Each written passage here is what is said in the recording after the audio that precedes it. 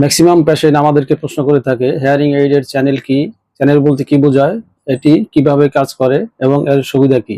তো চলুন আজকে এই বিষয়ে আলোচনা করব। আমরা 20 থেকে 20,000 হার্টজ পর্যন্ত শব্দ শুনতে পাই।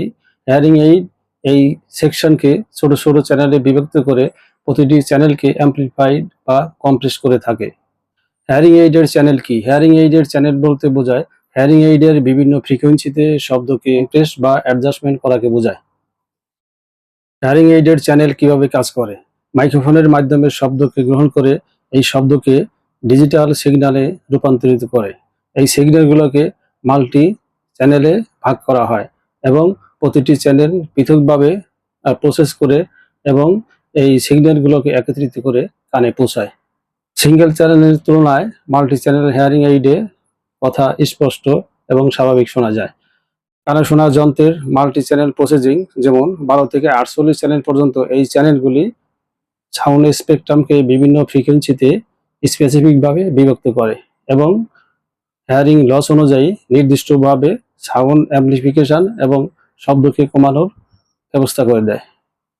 যত বেশি চ্যানেল তত বেশি ফিডব্যাক ক্যান্সেলেশন, নয়েজ ম্যানেজমেন্ট এবং কঠিন পরিবেশেও শব্দকে স্পষ্ট শোনানোর জন্য সূক্ষ্মতার রেজুলেশন প্রদান করে। 12 থেকে 16 চ্যানেল উচ্চ রেজুলেশন সাউন্ড শোনা যায়, সেখানে আরও বেশি চ্যানেল সর্বোচ্চ সূক্ষ্ম সাউন্ড প্রদান করে। কাস্টমাইজেশন, বিশেষ করে ডিরেকশনালিটি বা উন্নত প্রযুক্তির নয়েজ রিডাকশন এবং কথার উপর মনোযোগ দিতে মাল্টি চ্যানেল ডিজিটাল প্রসেসিং ব্যবহার করা হয়।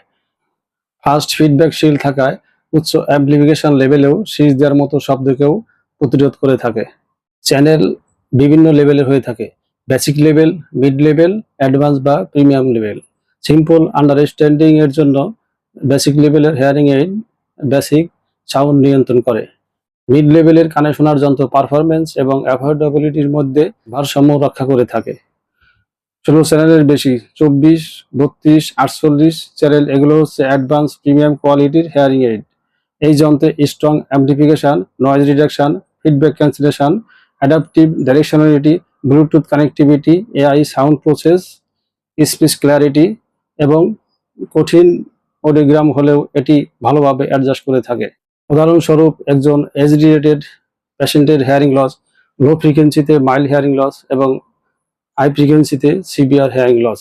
এই পেশেন্টকে যদি আমরা একটি multi channel hearing aid setting করে থাকি, তাহলে লো ফ্রিকোয়েন্সিতে সামান্য অ্যাম্প্লিফিকেশন এবং হাই ফ্রিকোয়েন্সিতে শক্তিশালী অ্যাডজাস্টমেন্ট করে থাকবে। শুধুমাত্র চ্যানেলের উপর নির্ভর করলেই হবে না। একজন পেশেন্টকে কানে শোনার যন্ত্র নিতে হলে নির্ভর করে degree of hearing loss, type of hearing loss, কোন পরিবেশে ব্যবহার করবে তার উপর, বয়স, বাজেট এবং লাইফস্টাইলের উপর নির্ভর করে। সুতরাং বেশি চ্যানেল মানে নির্দিষ্টভাবে নিয়ন্ত্রণ, নিখুঁত সাউন্ড অ্যাডজাস্টমেন্ট, স্পিচ ক্ল্যারিটি